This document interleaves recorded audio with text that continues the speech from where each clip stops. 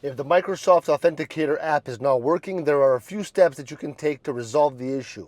Start by ensuring that your phone has a stable internet connection, as the app relies on internet connection, internet access for certain functions like backups and cloud syncing.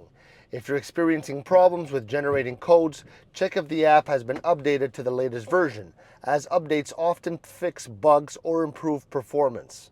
Next, try restarting the app on or your phone. Try restarting your phone, as this can resolve temporary glitches. If that doesn't work, you may want to uninstall and then reinstall the app.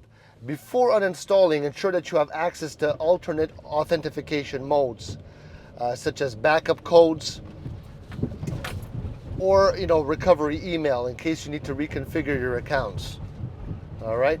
So if the app is still unresponsive, check whether there's a system-wide issue with Microsoft services by visiting their support page, the Twitter feed, or any outage announcements.